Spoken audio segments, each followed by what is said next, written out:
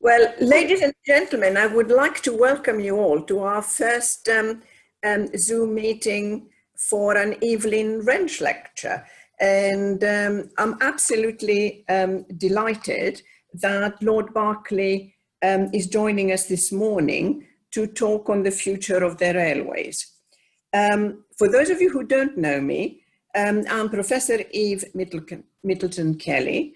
I am an academic. I was at the LSE. I am now at Cambridge. I'm also a member of ROSL's Central Council, the chairman of the Evelyn Wrench Committee, which organizes these events.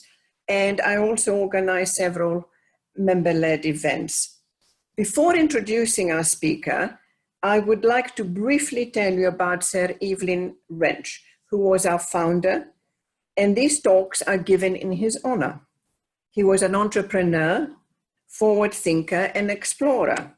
He founded the Royal Overseas League in 1910 to broaden international friendship and, importantly, to encourage strong debate over the world's most thought-provoking questions and hard-hitting issues. And we are continuing this tradition.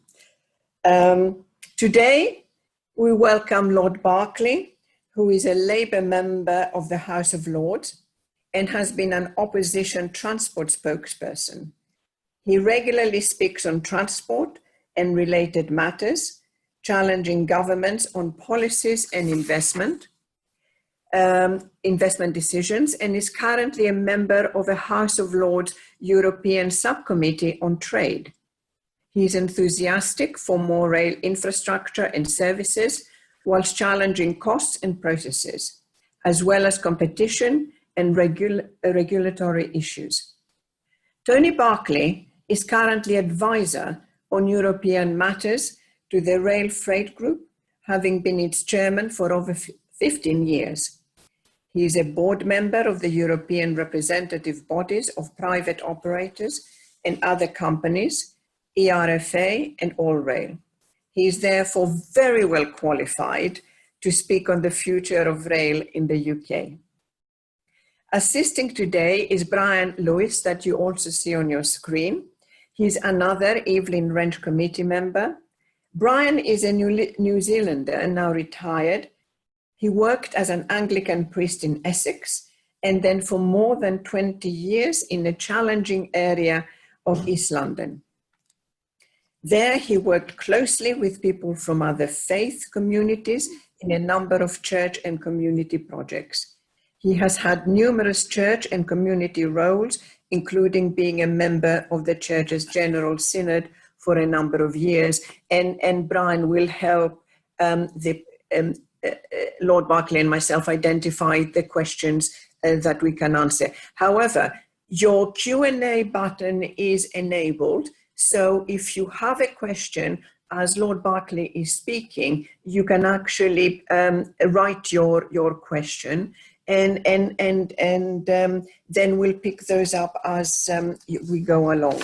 I will therefore, after the Q&A, I will ask you to indicate where you are joining us from. So please stay for a few minutes afterwards, because we simply want to identify the geographic spread of our participants. I'm very glad to tell you that over 140 members and non-members have registered, which absolutely delights me, as we were all so sorry when the original talk on the 16th of March was cancelled. Only 36 members had booked for the supper. It is therefore wonderful that so many more have the opportunity to enjoy this talk. I will now hand you over to Tony Barclay for our talk on the future of the railways. Thank you, Tony. Well, thank you, Eve, very much, and thank you for that very generous introduction. I'm sorry to be missing the dinner, but I'm speaking now from the Isles of Scilly on the island of Brio, where I've been locked down for several months. It's very nice here. It's raining hard, but then it's all right. And I really feel honoured to be invited to give this Evelyn Wrench lecture, and I hope we can carry on the tradition of some strong debate, because I think we do need strong debate on many of the issues surrounding transport at the moment, especially with the coronavirus outbreak. My interest in major projects and the railways goes back a long time to when I was working for 15 years on the Channel Tunnel and later on alongside HS2. One was privately funded and the other was state funded, but I think they both succeeded because they started with the creation of a project that met a demand in a cost-effective manner. This is 20 years on now, and I think they still do. But it's so important that in creating these, the relationships with stakeholders, governments, railways, funders and the customers are looked at on as essential, as of course was the costing programme. We weren't always successful, but we got it built and we certainly learnt some lessons. And I hope I still listen to those, remember those lessons and try and put them into practice. Watching the development of HS2, it was soon clear that costs were being hidden and were out of control, having trebled between when Parliament approved the project and now when construction has only just started a month or so ago. And last year I was asked by the Prime Minister and the Secretary of State for Transport to join the independent OBE review as Deputy Chair. The review was asked to consider and report whether HS2 should proceed, and if so, how. We were given 2 months, which was a very short time, because there was a deadline for the government to make a decision about the construction of the phase 1 without incurring the penalties from the contractors. We had a secretariat from the Department of Transport, some even from the HS2 section. So we found being independent challenging and difficult. And getting independent advice was even more difficult on the costs and revenue in particular. And so it became quite problematic to answer the question independently, was it the right solution to whatever the government thought it needed 10 years ago. And I'm afraid when I was shown the final draft of the report recommending that the project should proceed, even though all the evidence pointed the other way, I decided I had to resign, and I produced my own dissenting report in early January, in which I sought to draw conclusions based on the best evidence from independent sources, the government and HS2 that we'd been given. So I thought it'd be useful if we looked at some of the issues that we considered and relating them more generally to the rail sector in the UK and maybe elsewhere. I suppose the most important thing to look at for any project is to look at the demand. Rail forecasting has always been a problem for ministers and others. The DfT models and controls everything and keeps it all confidential in order to give to the franchise bidders when they're bidding for new rail passenger franchises. But it doesn't generally reflect either the current environment or changes. And I sometimes think that they actually reflect what the government wants to happen rather than what should happen. But it's difficult to challenge those. And interestingly, the model that the department uses gives very great benefits to going very fast. So the higher the speed, the greater the benefit.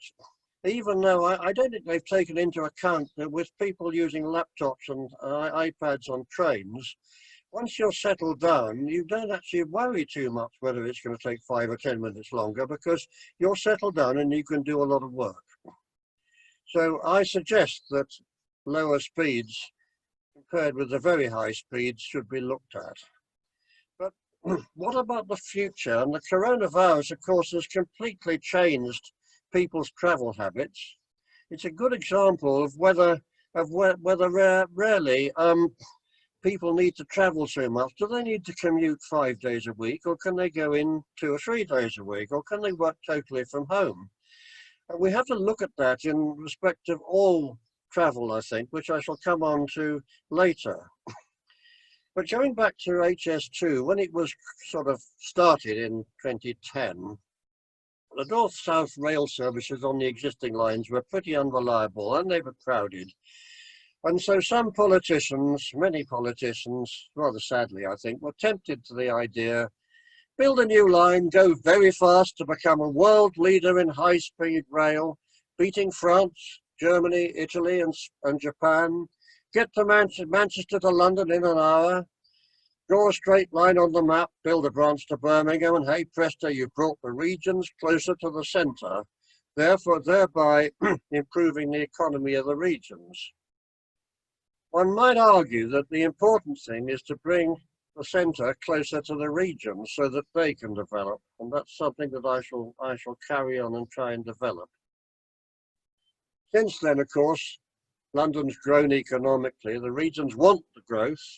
But the evidence from France is quite interesting, that the construction of the first TGV line from Paris to Lyon has sucked the economic benefit from Lyon to Paris, and not the other way round. Something to reflect on. Next comes the issue of the zero carbon issue, which the government is totally committed to achieving zero carbon, it says anyway, but in practice, let's reflect on what it's doing to go towards it. There's pressure to get people out of cars towards zero carbon, and it demonstrates the need to improve commuter services as people commute daily for shorter distances than on the intercity. This is particularly bad in the regions. London is too congested for many people to try and commute. But and of course in the southeast, the commuter services are actually very good. Even some lines are getting new trains when the existing ones are only 5 years old. Some people in the north would like to have a train that's younger than 30 years old.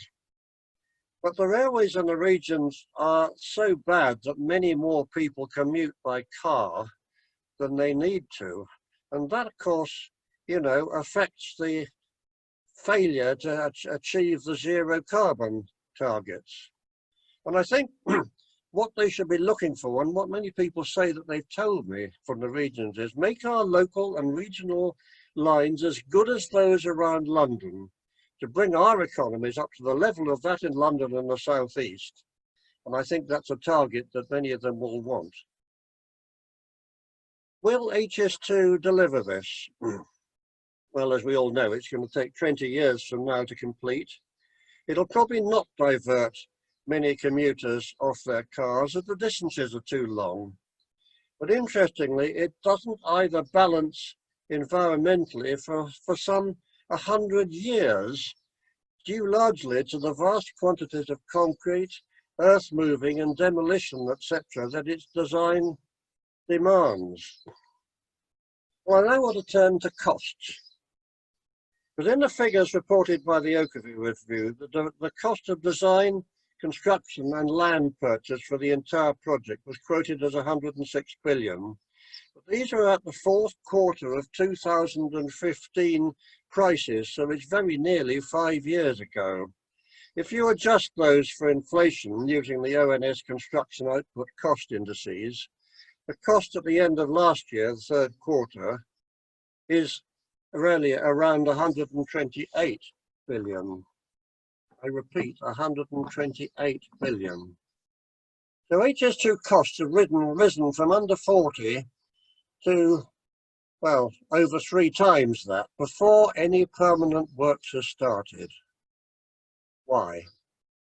Well, I suggest it's a combination of very bad management, bad supervision by the government and the Department of Transport, with ministers regularly misleading Parliament, and a failure of Parliament to take action. A number of senior people who objected to the continuing secrecy and the manifest untruths of HS2 land and property estimating were sacked and are now very credible whistleblowers. However, one Department of Transport official, in giving evidence, when asked why officials and ministers withheld up-to-date costs information from Parliament, at least was honest when he said, and I quote, "If we'd told the truth, then Parliament would probably have rejected the scheme." That's something to reflect on. So I ask us, is there a way forward for HS2, or should it be cancelled or reduced in scope? There's many ways of cutting costs, including slowing the trains, reducing the maximum speed of the trains from 400 to 320 kph or even lower, which does reduce quite significantly the civil engineering costs, the alignment, the track design, the points and slabs and everything else. We are, after all, a small country compared with France, Germany and Italy, and they seem to cope quite happily with 320 kph. The line could terminate permanently at Old Oak Common and save £8 billion. It's quite possible to do this for 12 trains an hour, which I'll come on to. And the journey time from central London, let's say Tottenham Court Road, would be shorter to Old Oak Common than via Euston. But of course, TfL is so desperate for HS2 to continue to use them to justify building Crossrail 2, otherwise there'll be passenger congestion at Euston. So one is scratching the back of the other and wasting, I think, £8 billion. The other problem is that HS2 should reduce the number of trains planned from its 18 to 12 or 13, which is a maximum which happens in France, and it complies with SNCF's advice. There's no evidence that 18 trains can be achieved on a high-speed line, even in Japan, where the lines are generally a separate contained network.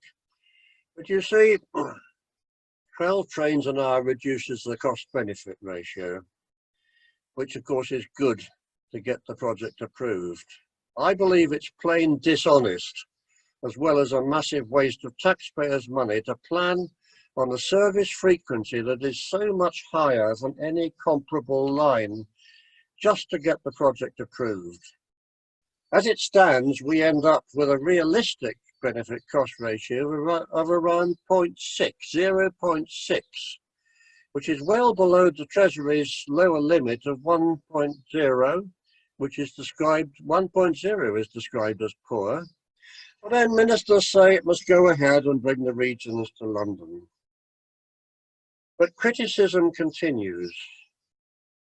On the 17th of May 2020 this year, the House of Commons Public Accounts Committee, which as we know is the watchdog of government spending, published a report on HS2 stating that it had gone, and I quote, badly off course, unquote, and demands that government give regular, accurate and open updates on the problems the project is facing and progress on developing the appropriate skills and capabilities. The committee also found that the Department of Transport's permanent secretary and HS2's executives, when they appeared before the committee in March this year, raised questions about the previous picture provided by witnesses of the project's health. In other words, they're accused by the committee of misleading Parliament. And I suggest that this report, which is well worth a read, contains some of the strongest criticisms of government that I've ever seen. So, should HS2 be cancelled? 7.5 billion has been spent, but 3.5 billion of this could be recovered. So that would be what's left. But of course, it's going to cost 128 billion to complete it.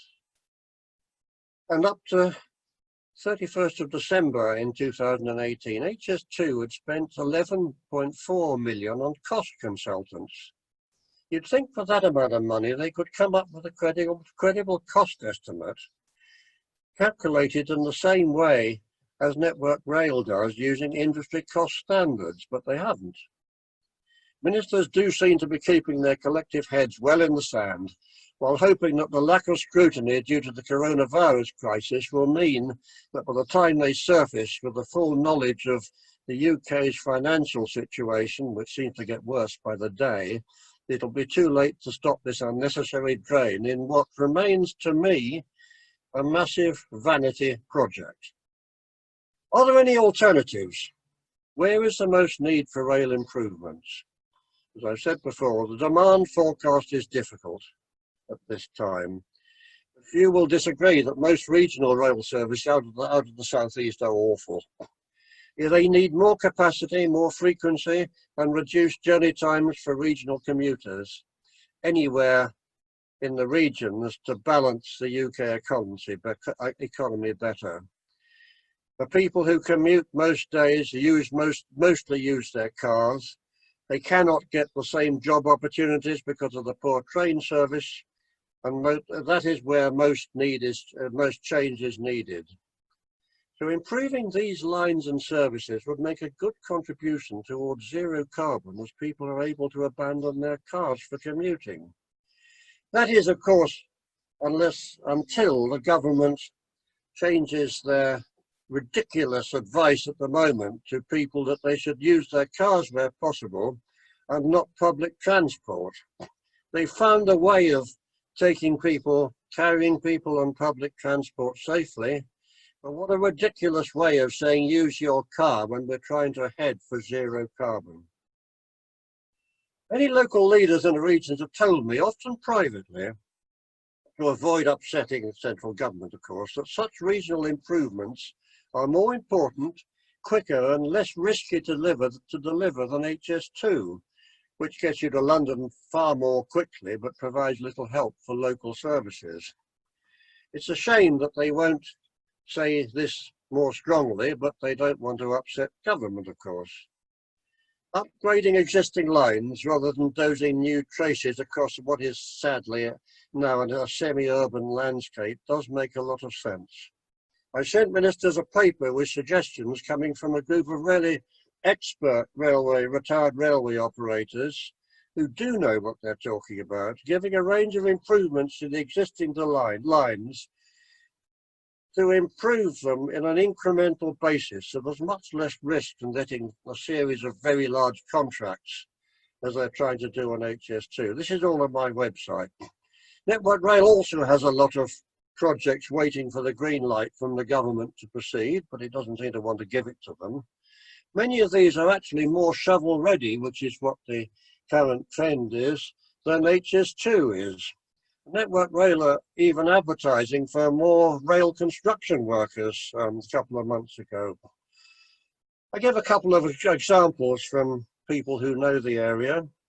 The Castlefield corridor in Manchester is between Manchester Piccadilly, is one of the biggest causes of congestion in that area for decades.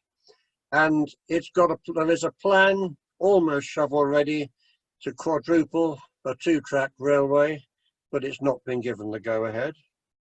The electrification of the Midland Main Line, putting back 4 tracks.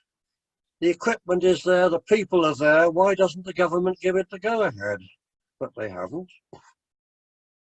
So we could conclude that if the government's got enough money, then it could go ahead with HS2 for 128 billion and spend, I don't know, 150 billion as well on the regional railways and the connections.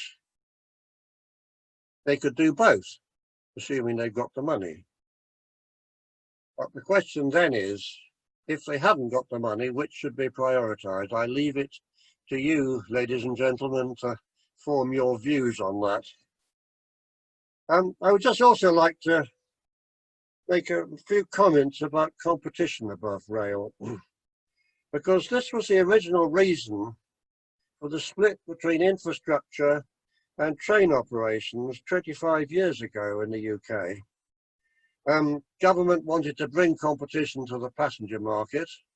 They made a bit of a mess of the privatisation, but it's happened in the end. And Network Rail, of course, is still effectively government owned. It's difficult to have competition on infrastructure without massive problems, but competition for the passenger services is certainly quite possible. Interestingly, it happened at the same time as the European Commission was trying to do the same with the railways in Europe, and I'll say a little bit about that in a few minutes. The UK got there first, I think, and it did wisely, in my view, abolish British Rail, so there was no incumbent sitting there trying to compete. There was competition for freight, which did help a lot, and freight has been quite creative over the years, but it still has problems with getting access onto the tracks due to the kind of independent regulation which effectively gives priority to passengers. And people have forgotten that with the just-in-time freight deliveries, trains do need to run to a set timetable rather than being parked in a siding for several hours, because there's a passenger train with 2 passengers going past and running a bit late. That's something which still needs challenging, and with the need to get more freight on rail, that's something that government really has to look at into the future and give them a chance, as well as working out how to get in city centre deliveries without having 40-ton articulated lorries going through our streets.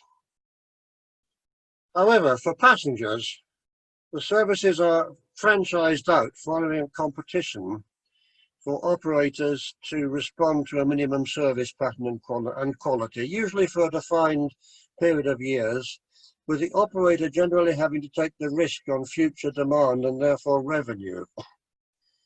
This has become more difficult even before coronavirus, and frankly it's become impossible at the moment, as the government has found. But for governments to take the risk on forecasting future economic growth and travel patterns is, I think, challenging. So I think change is on the way, possibly if with a modified form of franchising, with the government taking the revenue risk, but still having a competition to see who can provide the best service at the best price. So we can debate whether competition above rail really works, but it has brought efficiencies, cost savings, new service qualities and competition with the open access operators when they're permitted to by the Office of Rail Regulation, and it has delivered a 50% growth in passenger traffic until quite recently. Others have said it's introduced complexity and bureaucracy, but there's no doubt in my mind it's brought in innovation and efficiencies, and one has to look at the reasons behind some of the disasters that have occurred before attributing blame, if that's a thing to do, because many people remember the problems on the southern section from London over the last 2 years over a timetable. And you can reflect on who was to blame, but Network Rail got things wrong. The government specified a service that couldn't be delivered. The train operator accepted that specification, knowing it couldn't be delivered without Network Rail doing some work which it couldn't do. And so there was a complete disaster, and they didn't have enough staff to manage the services when this was going on. But then you should reflect on who owns them all, or who controls them all. Network Rail's owned by government. The train operators are franchised by government. And what a pity that the 3 parties were not able to talk to each other and resolve the issue sooner. Government controls it all now, but they're trying to blame everybody else because, of course, it suits them. Just a reflection. I think, finally, I would like to say a few words about competition on the continent, because we've got a lot to learn, and some of the other member states have as well. The European Commission, of course, had a lot of trouble trying to get member states to agree competition above rail, because they face strong pressure from incumbent operators who, of course, unlike BR, who were abolished, the incumbents are very much there, and sometimes one sees them a kind of almost as an arm of the state. And some of the services are still awful and unreliable.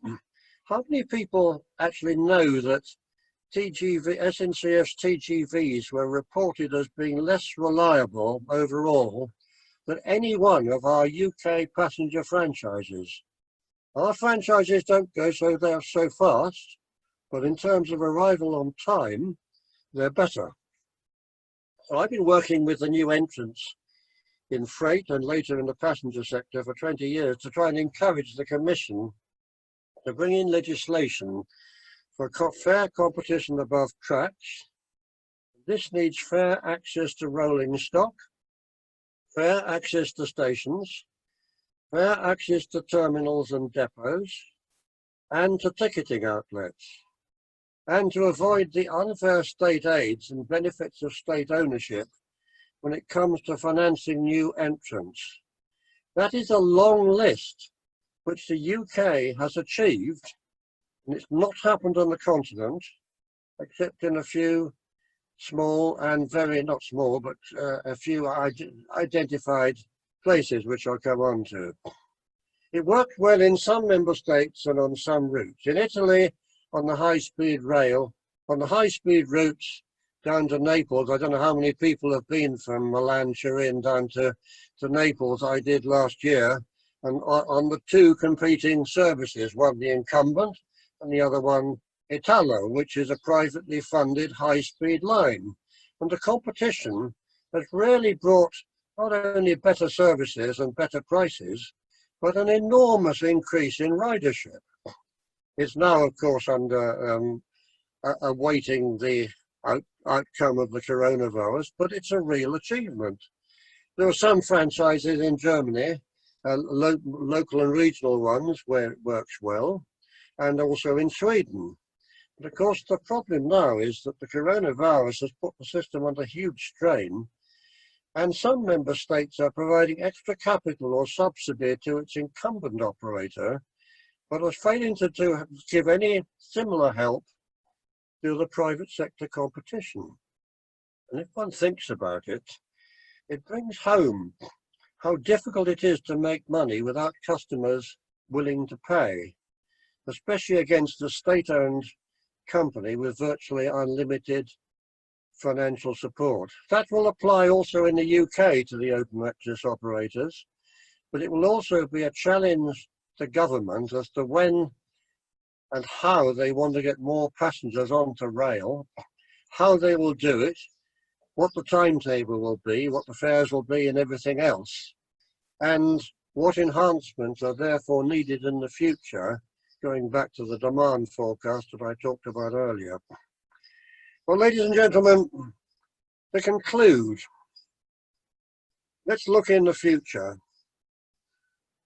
It's difficult in many congested countries to build new infrastructure. I think that's obvious, but sometimes we forget it. And what's possible in big countries where there is more open spaces and you want to compete against rail, air, that's all right. But new infrastructure in this country, there must be a time when we should start looking at improved technology, whether it's signalling on the lines, whether it's reducing demand by traveling, ground for traveling by working at home or whatever, or having more local delivery of what you want to do, what you want to consume. I don't know. Is there any point in building massive roads when the likelihood of zero carbon trucks or cars is still pretty low, and they cause massive congestion as well? We can debate that. So should we be reducing this demand for travel and transport and taking more local journeys more frequently? Governments say they're encouraging walking and cycling and these electric scooters and everything, but they must be safe for people to use them. We've got extra cycle lanes in some places. I'm a great fan of cycling, but then we find a couple of weeks ago when Manchester was about to announce a really exciting series of cycle lanes bringing people from the outer suburbs into the centre, the Manchester City Council in the centre refused to join the scheme. So people are going to end up with much more dangerous routes if they ever got to the centre. It's really got to be coordinated, and people have got to be encouraged to do it and want to do it. There's a wider question too. Is it necessary, or is it going to happen, that we're all going to have to change our lifestyles a little bit, either voluntarily or forced by the economic circumstances? I don't know what the answer is, but it's something we should look at, rather than burying our heads in the sands and sticking to the Department of Transport's forecasts, which are probably 15 years out of date now.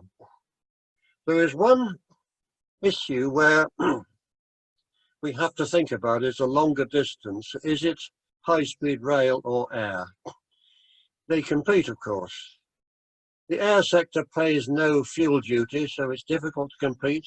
on the ground, and of course it causes massive environmental disbenefits.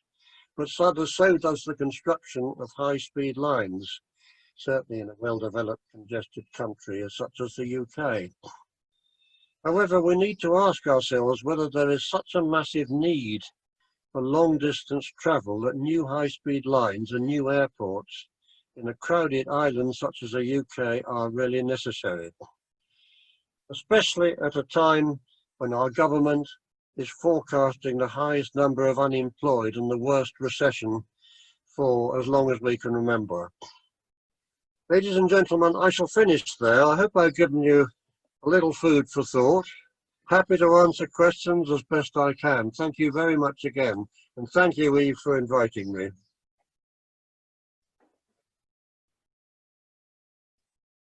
You unmute. Oh.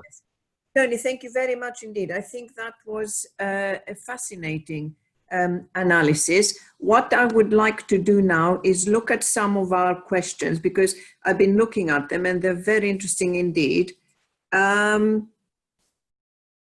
One question is about the rationale for Euston as the London terminus and the use of Old Oak Common Station as an alternative. Right. I can certainly answer that. Euston is a station which was, I think, chosen because it meant that it would be the same station whether you used the West Coast Main Line or HS2. Access to it by rail is a really complete disaster at the moment. It's a combination of the very high speed specification for the railway, which means that you have to have a series of flyovers, or in fact they're fly-unders because they're all underground, which will either be underneath a very high wall going out of Euston, which seems to have no foundations and supports several very nice listed buildings, or these fly-unders are going to be underneath the 6 tracks of the existing Network Rail into Euston. If you cut it down from 18 to 12 trains an hour, you don't need any of this. But the tunnelling, it may be all right, but I would certainly not, from our Channel Tunnel experience, build these complex fly-unders and the changes in shape of the tunnels to accommodate them where you've got any risk at all of things falling down above you, which would include closing Euston for several years. Old Oak Common, as I said, is a perfectly good terminal for up to 12, 13 trains an hour. People say, well, it's nowhere near central London. Well, you could change its name to London Central West if you're a developer. But the key, of course, is can you get to London more quickly from there as you could from Euston? If we say Tottenham Court Road is the sort of centre where the Northern Line and the Crossrail 1, sorry, it's called the Elizabeth Line these days, cross. In fact, you'll get there more quickly from Old Oak Common because you're saving the journey time from Old Oak Common to Euston. But of course, everybody in TfL wants to see Old Oak Common go to Euston. Sorry, HS2 go to Euston, because they'll then have so many passengers that they'll need Crossrail 2. Now, whether Crossrail 2, I haven't got a clue what the latest price estimate is for it, but it's a long way away. But whether the country needs an extra 20, 30, 40, 50 billion or whatever it is on Crossrail 2 in London, when the money may be better spent in the regions, is another debate we should have. I think Old Oak Common is a perfectly satisfactory solution, and I think a lot of people will use it. Thank you very much. I've got another very interesting question here. Diane Collins thinks you have, obviously, there are issues with HS2. Where does the destruction of ancient woodland and similar irreplaceable natural places sit in your view? I think it's a complete disaster, and it could have been avoided. And it's ancient woodland, irreplaceable natural places are very important. There's also communities to avoid. If they had designed it for a slower speed, which meant that you could wiggle around these areas using a route that was much less sensitive. This is what the French TGV Paris to Lyon does. It wiggles, it goes up and down quite steeply, and it goes round curves, it goes slower. And that's what we should have done here, even if we had to thought we had to find a new trace. I'm afraid many of these woodlands have been destroyed. They didn't need to be destroyed quite yet, but they've been, I think it's a disaster. However, people should, if it goes ahead, people should be equally concerned about what could happen on the next two phases, phases 2A and 2B, to make sure that none of this happens again, and they reduce the speed and change the alignment so that they can avoid them. There's still time to do that. Good, excellent, thank you.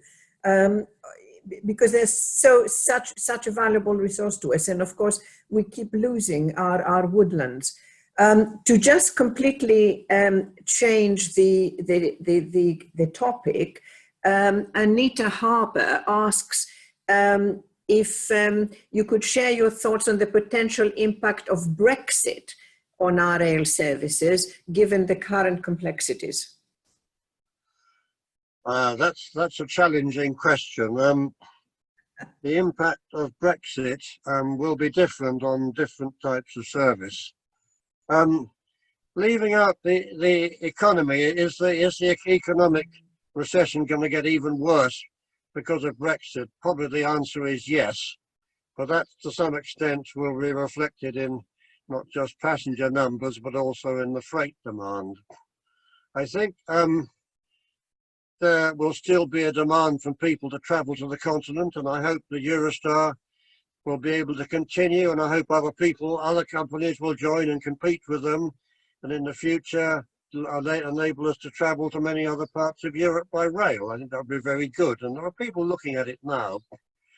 The worst problem is going to be freight, and rail freight through the tunnel has had problems with access, with costs, with all the security problems, but these are now being joined by the road freight, where I think the needs of customs after Brexit are going to make massive traffic jams. Hopefully railways can do it in terminals remote from the tunnel, which will help. But I think there will be less traffic. It'll be subject to massive delays, and it's going to, in the end, reduce the amount of imports and exports we have with the European Union. We've had problems with rail freight going across the channel, mainly because of some pretty ridiculous operations in France about 10 years ago, when a whole trainload of we spent a lot of time trying to get oranges by train and other fruit from Spain to the UK, which worked very well. Stobarts were involved and did a great job. And then one day the train of oranges arrived at Calais, ready to go through the tunnel, and some idiot sent it back to Spain with a full load of oranges. So the customer wasn't very happy. So it's going to have an effect, but it's hard to say what, but it's mainly on our economy, I fear. Thank you. Another question is, would you anticipate an extension of HS2 to Glasgow or Edinburgh, and when? Well, it's interesting because beyond the end of phase 2A, just north of Crewe, between Crewe and Preston, the line to Glasgow and Edinburgh gets pretty wiggly. But the worst wiggles, of course, are through the Lake District, because it's hilly, and when it was built, they had to go around, you know, it was quite difficult. I think it should be, if it goes at all, it should be extended, but only in part, by trying to smooth out some of the corners which cause speed restrictions at the moment, and secondly, to provide extra capacity for freight, because at the moment the freight has real trouble getting over Shap, which is between Preston and Glasgow and Carlisle, and further on, and there's going to be more freight in the future. The other thing that's not clear at the moment is the services that would be provided, because it does seem as if HS2 services are additional to the existing ones. And it's hard to see, even if our Scottish friends were going to travel very much more frequently than they do at the moment, is there really a demand for quite so many trains? But it could go to Scotland, but I think it would be better to have it as part of an integrated network with Network Rail, rather than this kind of standalone perfection engineering, which is such an enormous cost. Thank you very much. I have quite a complicated question from Julian Worth, and I hope you can make sense of it. He's saying 45% of HGV ton KMS are generated by trips over 200 kilometers, and many of these would be moved by electric railway by 2050. But without HS2 to release capacity on the main north-south lines, how does he expect, or how do you expect, the very necessary modal shift to be achieved? Well, hi Julian, you're an old friend and a good question. Oh, right. But he can't answer back either, can he? He makes a very good point. And I think the work that we've all done in trying to find ways of upgrading the existing lines and increasing the capacity do allow for that kind of growth in freight. The HGVs, getting that traffic onto rail is vitally important, but there are many upgrades of freight lines as well which also need to be done, and the problem is that the government seems to refuse to do any upgrade which is for what you might call for freight only, unless it's been designed to give passenger trains, to have more passenger trains. I mean, government really has to look at all this in the round and build more capacity in. But I'm not convinced that the building a new line as HS2 phase 1 is the solution to the problems. I think there's a much wider need to upgrade across the whole country, but also on the 4 main north-south routes, plus where the freight goes from the ports. But also in the future, we've got to look at getting freight into and out of our cities without, as I said earlier, the need for very large numbers of HGVs. And that probably means running freight in faster, electrically driven, maybe multiple units, sometimes in rail cages, sometimes on containers, which can follow up with behind and in front of the passenger trains and go into terminals for transfer in the city centres into electric vehicles and things like that. I think we have to look at our whole logistics chain and bring rail into it, and I think this can be done. High speed is one option, but don't think high speed freight will ever go that fast. Right, I've got 2 more here about cancellation. One from Andrew asking how can the government cancel HS2 without massive loss of face, and one from David Van Rest. Is there any possibility of cancelling the proposed contracts for tunnelling and grandiose stations?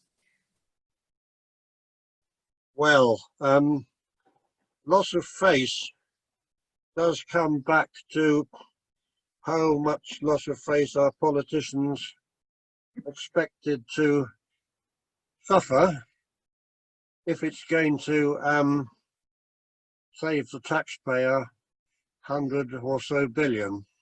That's a bit of a political question that that we'd have to ask the Prime Minister and some of his friends. It could be done. The net loss, as I said earlier, is about 3.5 billion, which is what will have been spent and can't be recovered from developing the land again. The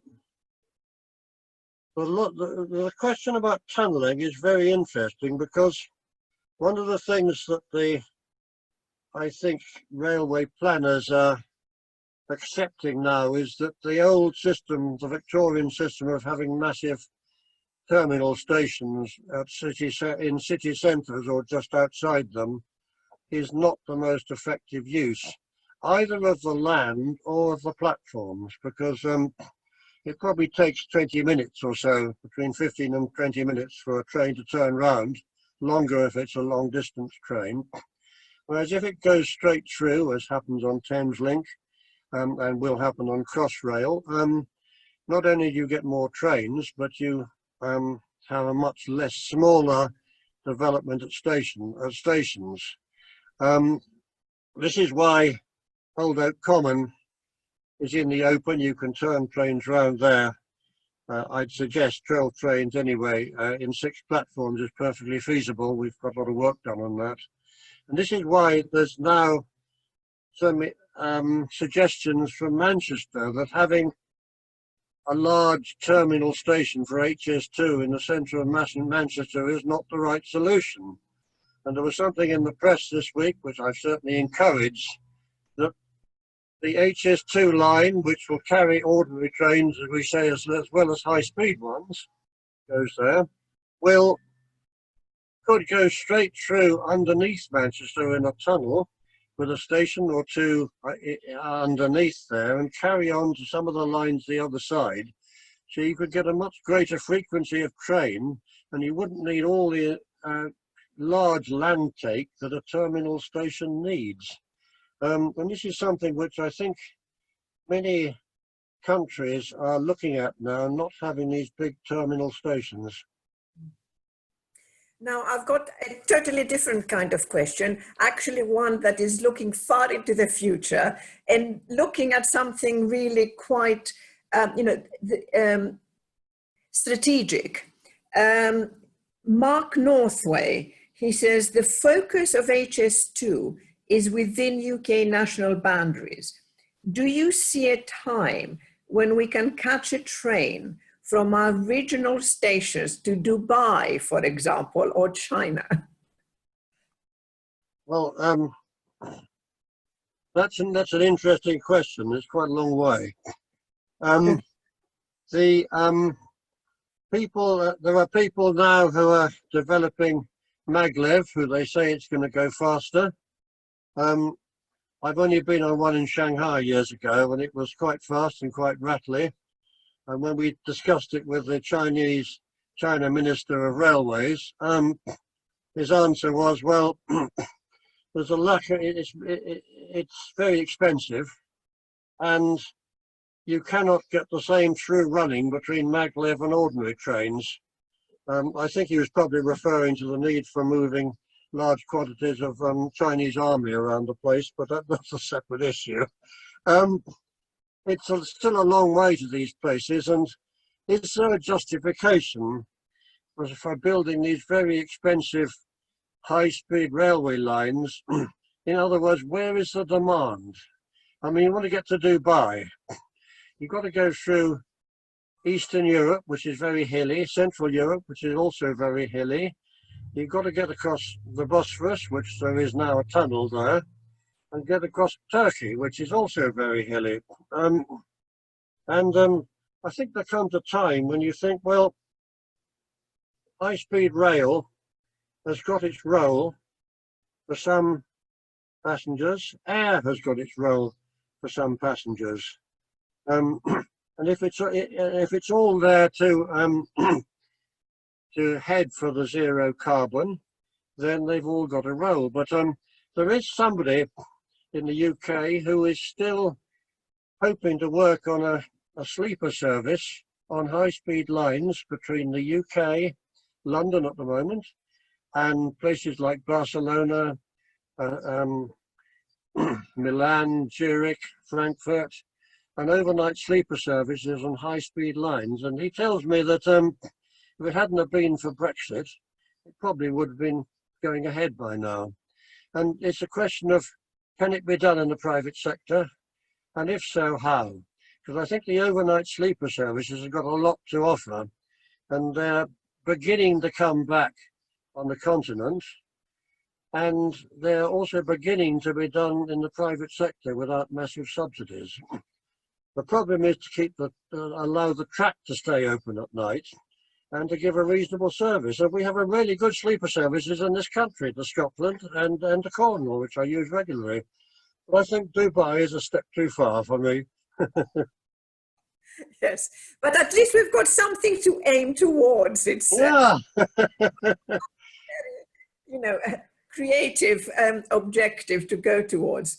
But no, I thought that was an interesting question. Another one from D. Valeli.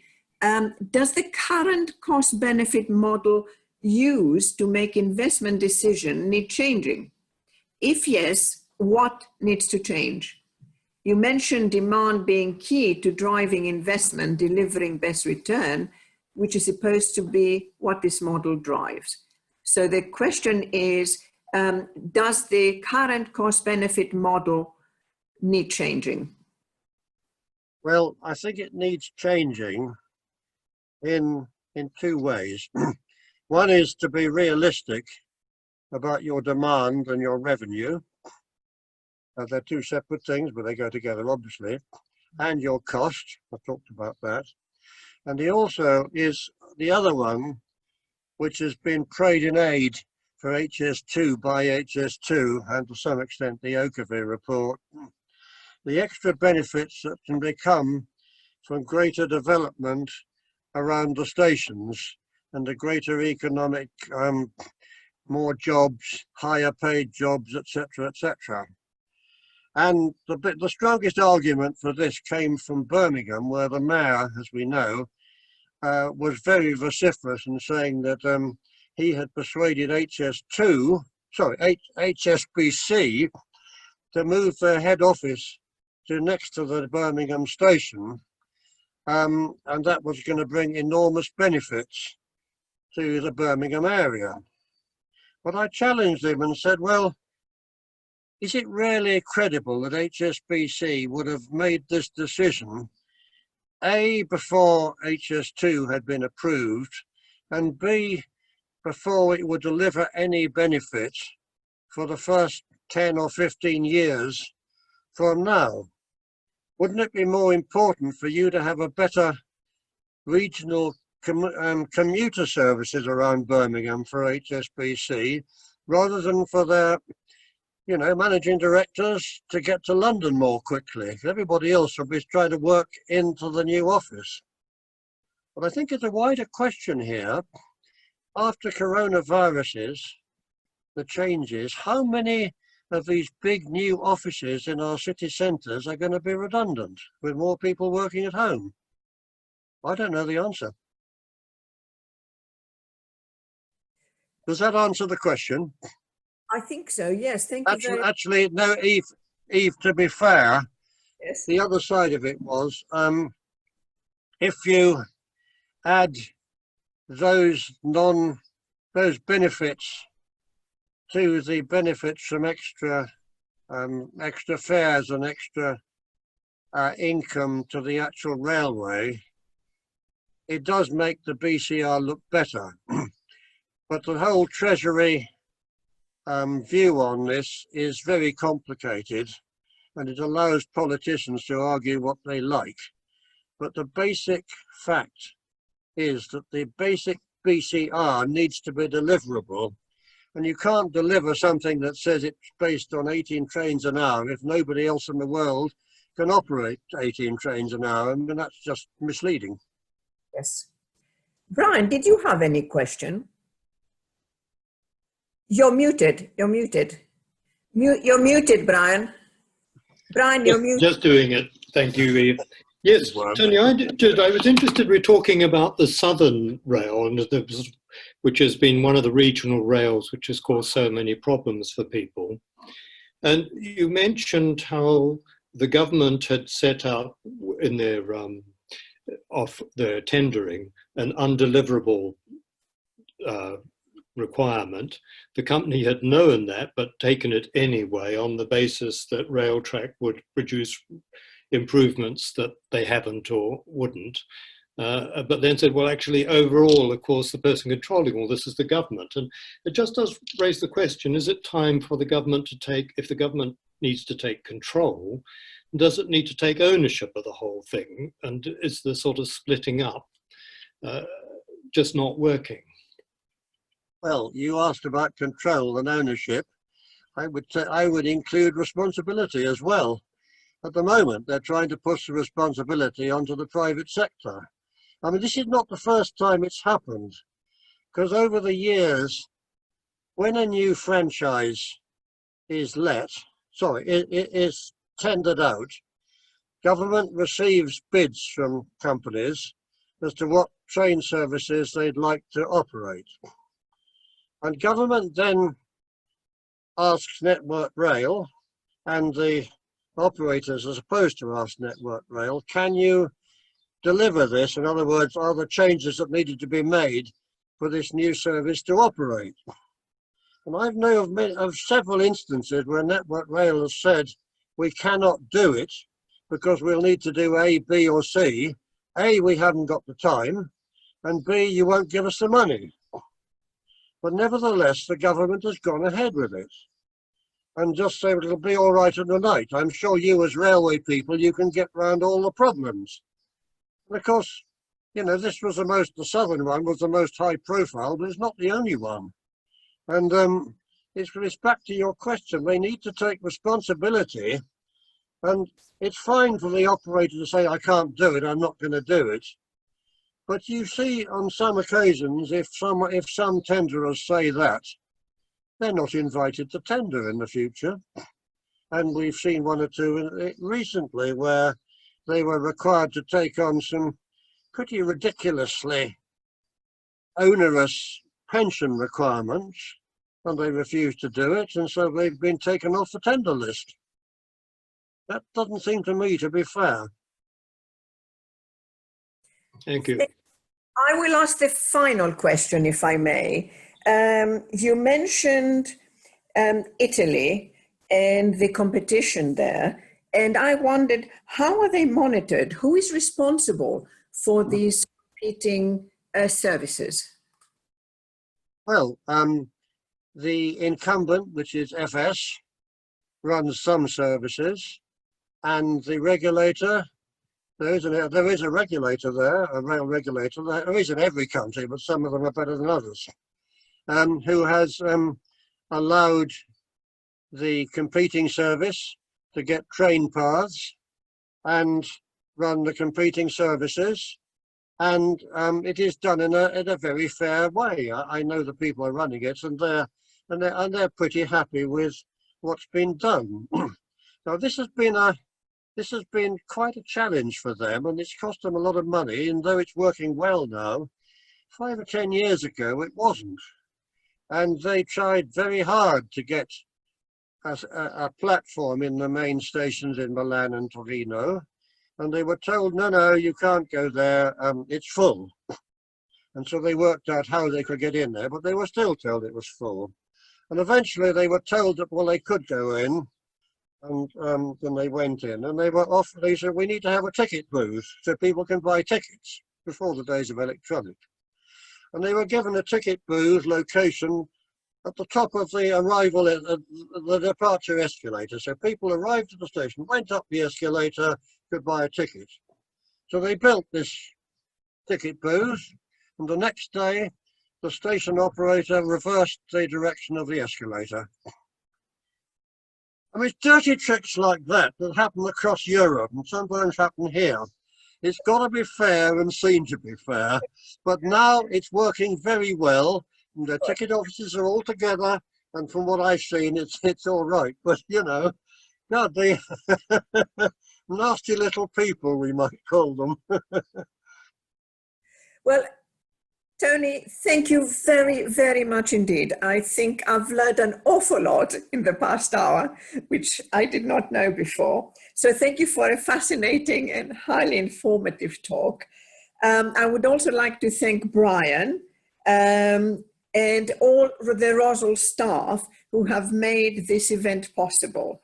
I would also like to say a farewell and thank you to Diana Owen, who is leaving us. She was a very strong supporter of the Evelyn Wrench events, and we will miss her. And at the same time, I would also like to welcome our new DG, Annette, and we look forward to meeting her soon. Both of them will be welcoming us all at DG's Drinks this evening, so I hope to see many of you there. Two more things. One is, as you know, this is a free event. However, if you would like to make a donation to the ROSL Trust, please go to the Support Us page of the ROSL website. Also, we know that there are a number of non-members who have joined us for today's event, and I'm delighted and welcome you. And if you would like to know more about how to join ROSL, please email membership@rosl.org.uk. And now I would like Charles to put up on the screen the question. Just tick the place where you are viewing this webinar from, not where you're from originally, where you are located now while you're watching. So I'll give you a couple of minutes to do that and then we'll finish. Thank you.